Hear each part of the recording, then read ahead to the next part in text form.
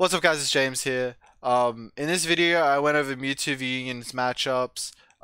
This is a list I got day 2 in Lil with. I went over the Tina, Kyurem, Palkia, Mew, all these matchups, just explaining how they work, how you want to be playing them if you're playing Mewtwo, and how you want to play against them if you're not playing Mewtwo, if you're facing a Mewtwo.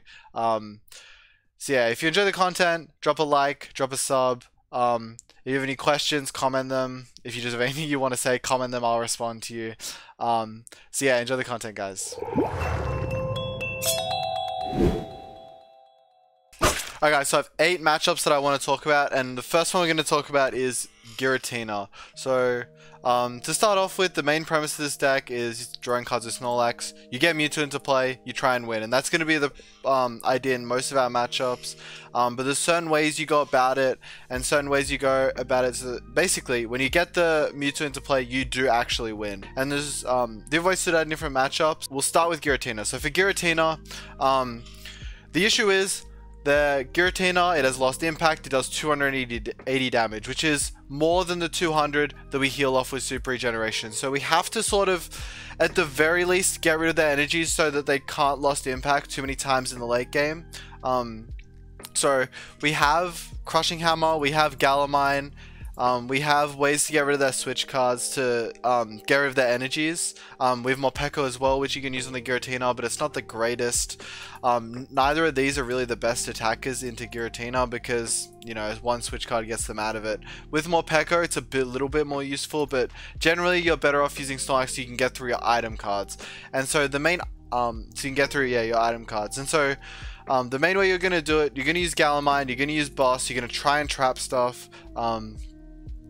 And yeah, and you're going to try and trap stuff and get rid of the energies. And another way you can get rid of the energies is any card that disrupts forces them to lost zone cards. So any way you can make them lost zone more cards, so use either their Comfy or their Chorus to get cards into the lost zone, is going to help you because they always have to put, or they usually have to put resources in there. You can, another thing to keep in mind is to focus on how many Mirage Gates they've used, because if they run out of Mirage Gates, they're not going to be able to lost impact over and over. And the way that we make it so that we can, instead of surviving 2 lost impacts, we can survive 3 is using the Pokemon Center Lady in the late game. So after they use lost impact once, they get rid of 2 energies. You use Pokemon Center Lady, especially with Big Charm, to prevent them from Zigzagoon pinging into killing. So once you use Pokemon Center Lady and Super Regeneration on your Mewtwo, their 280 damage goes back down to 20. So what you can do is, yeah, you put Big Charm on it, and then when they lost impact again, they're only doing 300, which isn't enough to kill Mewtwo. Now, obviously, they have Zigzagoon, so you prevent that with the Big Charm, is what I'm trying to say. So, that's how you go around the end game. And the other thing you have to do in the end game is use Rock Sand so that they can't, you know, keep getting energies on their Giratina over and over. Another thing to think about in the matchup is forcing them to use one of their Mirage Gates by bossing Luminion into the active, because they're usually going to Aqua Return it, but Aqua Return doesn't even kill Snorlax. So it's basically a wasted turn unless they use Zigzagoon, which they can, which is fine, like they get a turn. But you can use the Skew Up Nets to heal as well, heal Snorlax. So basically don't let them attack with Cramorant or Sableye. Use your 4 nets as 4 nets in the deck for a reason, to heal either your Snorlax, your Regieleki, whatever you're attacking with. Maybe using Miltank with a Big Charm if you want to commit the Big Charm in the early game to draw cards, which is generally ill-advised. You generally wouldn't do that, just hold the Big Charm, but sometimes you'll have to use it. And yeah, that's how you do it. Just Yell Horn, Roxanne in the late game, disrupt them, use the Yell Horn to stop them from attacking, so that once the Mewtwo into play, they're under a lot of pressure and they have to evolve instead of just sitting there and using Shred and Shred until so forcing you to heal until they can go into their Giratina with a lot of energies on it. The other thing to consider, and the main issue, is the Drapion. So if they have Drapion down, you have to like target it. You have to bring it up as far as you can. Morpeko it, put Miltank in the active. You have to get them to do something with their Drapion. It's the biggest challenge if they go to the Drapion early. But yeah, you can use Miltank to stop their Drapion, and so that's gonna be the main way you can do it. If that happens, you have to just go, if they like go early Drapion, lots of energies on it, which is the way I think they're supposed to play the matchup from the Giratina side. You have to get a Miltank, you're probably gonna have to get Big Charm on it, and just keep bringing up the Drapion over and over, force it to maybe retreat energies off, and then in the end of the game, if you haven't been able to achieve it, they've still got Drapion with some energies on it. Yellhorn, Roxanne, put Mewtwo in play. If they miss one flip, just kill their Drapion and then you win. So that's the Giratina matchup. Now onto the Kyurem matchup. This matchup is less complex than Giratina, but it's still one of the more complex matchups. Basically, you just have to run them out of energies. You have to use your Chincho, you have to use your Morpeko, you have to use your Regieleki, you have to use these cards whenever you can to stop them from taking prizes. In theory, if you can be fast enough in the matchup and get like your Galamines and bosses and get it all together, you can win without Mewtwo, and it happens kind of often. The Mewtwo kind of just ends the game. But the issue is they have a lot of stadium bumps, they have a lot of switch cards, so using your disruption such as Marnie and Roxanne is really, really important to stop them from having their cards over and over. Something to keep in mind, Empoleon blocks Snorlax and Miltank. Miltank is really good in the matchup if you can prevent their Empoleon. So like for example, if you Morpeko the Empoleon, they have to retreat the energies off. If they don't have the switch card, then you can just go straight into Miltank, and now they have to set up their Empoleon again, commit more energies to their Empoleon, and then you can maybe bring up Oranguru or bring up their Kyurem. Something else I've learned is that when you bring up Kyurem, if you bring it up while Snorlax is active or while Regieleki is active, they don't want to attack with the Kyurem because they have to discard energies, and normally they'll run out of energies if they do that. You can use your Crushing Hammers, Miltank. Getting back the Crushing Hammers with Regieleki is one of the best things you can do. Yellhorn's really good in this matchup. Yellhorn, unlike other matchups where you end the game with like a Yellhorn Roxanne, this matchup just use your Yellhorn if you don't have a better disruption play. Just use it as fast as you can. I did play this matchup on stream. I got pretty bad draws, but if you look at game 3 at the very least, I would have won that game if I wasn't under time pressure by using Miltank and stuff like that. I would have had the opportunity to win. So you can look at that, look at how I won, how I got into a good position. My opponent did make some mistakes, but with this deck, that's something you just got to expect. Your opponents are going to make mistakes, and you got to be ready for it to capitalize when they do happen. Now on to the Mew matchup. This matchup is also a really complex matchup, and it hasn't really changed since before this deck was just a non-lightning package, just with the Galarian Meowth and stuff. It really hasn't changed that much. The Morpeko is completely useless. This matchup is the reason why Chincho is in the deck though, because you want turns where you can use Flannery, or you can hit a heads on a Crushing Hammer and use Chincho in the same turn, because their issue is that they have to use their cards in hand, such as Power Tablets, and like their switch cards, and they have to use them and burn them from their hand when they don't want to. So if they have a handful of like 3 Power Tablets, they're gonna have to play them, and that means that your Mewtwo will win in the end game. So they do have Silene, they do have Power Pad. That's something you have to keep in mind. They're gonna be able to get more energies back, but you're kind of just trying to slow them down, make sure they burn cards from their hand, and then at the end of the game there'll be something that they don't have enough of. They might not have enough Power Tablets, they might not have enough DTs. Ideally, well, hopefully they won't have that many of both. They might not have enough switch cards. You don't know. You got to recognize what they don't have enough of and play that advantage. Sometimes you won't put Mewtwo in play for the whole game and you'll just try and stall. Other games, last prize or 2 prizes remaining because they do play Echoing Horn. Something to keep in mind, any matchup that plays Echoing Horn, you just got to get Mewtwo out faster. But yeah.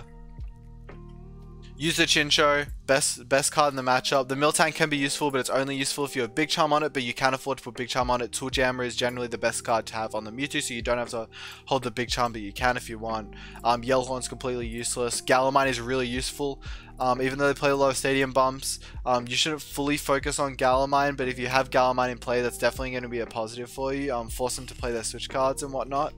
So yeah, Roxanne, Marnie, completely useless. Don't even think about those. Just go through your deck, try and get your Mewtwo pieces, and use your Chinchon, your Regieleki, your Boss, your Galamines, your Flannery, Heads-on Crushing Habits as much as you can. You still have to use Snorlax in the early game, and Snorlax if you don't have enough cards. Also something to consider, if you don't have enough cards, you always have to use Snorlax. There's no option. You can't draw more. The only other thing you can draw more with is Rain Greninja, and that's why Clara's in the deck, so that you can have turns where you use more Pekko, you get more Pekko back, and then you Clara to get 2 basic energies and Greninja both of them, so that your Clara becomes a draw 4 and get a Pokemon that you can maybe Speed Lightning to as well if you've run out of ways to use Speed Lightning. So yeah, that's the Mew matchup. For Palkia and Teleon, there's only one thing you have to worry about. If you don't have to worry about this card, all you got to do is get Mewtwo in play, put a Tool Jam on it, you've won the game. As long as you do it before they're in Echoing Horn range. So in this matchup, you want to put 5 Pokemon into play, exactly 5, no more, no less. And once your 4th Pokemon dies, you net your last Pokemon and put Mewtwo into play. If you haven't got Mewtwo into play by then, you have lost. There is nothing to even think about because of their Echoing Horn. But there is a card they can play to make the matchup a bit more tricky. It's the Crabominable. If they do play that, you got to know that you can't stall the Crabominable, because the thing is they have Trigger Avalanche, and so over time, if they're sitting there Trigger Avalanching and you're not doing anything, they are winning. So you have to stall something else. You have to stall their Inteleon pieces. You have to stall something else. You can bring it into active before your Mewtwo and then Yellhorn Roxanne to try and stop them from hitting all their pieces, because they do have a lot of pieces they have to hit. That's something to keep in mind. They have a lot of pieces they have to hit. They have to hit their Inteleon, they have to hit their Goon, maybe a Net, or probably a Net as well if they don't have Choice Belt, or you have Tool Jammer on you.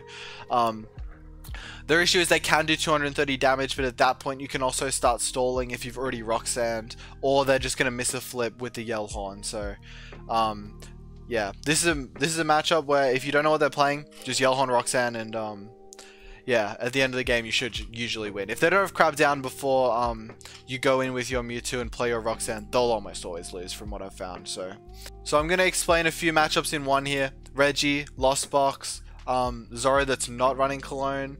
You just got to work out what your best endgame strategy is. For Lost Box, and Blissey as well, I'm going to put under this. These are my last 4 matchups. For Lost Box, you have to just get out your Mewtwo as fast as possible. They literally can't kill anything. They're going to go for Sableye and spread lots of damage. So all you have to do is just not have that many bench Pokemon, net and heal damage wherever you can. Just make sure that they don't have game next turn, obviously. One of their best plays is Cross Switch Amani. So just be ready for that. If you can Silene Nets the top of your deck, that is great. You store an extra turn. So yeah, Silening Nets is probably what you're going to be doing against Lost Box. Against Reggie, absolutely nothing to worry about. Keep going, put Parasol in play. You got to keep Pokemon Center Lady for their Yellhorn, but other than that, nothing to worry about, unless they play the other Reggie Drago, in which you can't win, unfortunately.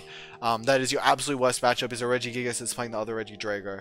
But I mean, actually, you can win. You have to, like, when it comes to active, you can Roxanne and then put 12 damage on it without healing, and then put Galamine in play as well, and then hope that they can't kill you. But it's gonna lose more than it wins. And then Blissey and Zoro, Miltank is your guy. Miltank will win the game, especially against Blissey. You can't put Mewtwo into play; it's just gonna die to their Blissey.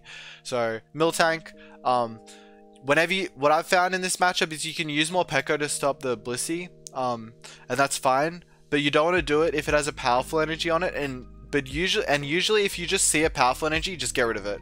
You're going to be recycling Flannery to get it back, and yeah, all you need to do is get rid of all their powerful energies, get them into the discard, and then they lose. Once they're all their powerful energies in the discard, you can get Miltank, you can recycle the Pokemon Center Lady, you can even just use like another Pokemon, just get 2 nets back with the extra cards you get with Silene, and then go bench Snorlax and net Miltank, re-bench Miltank, and net it again.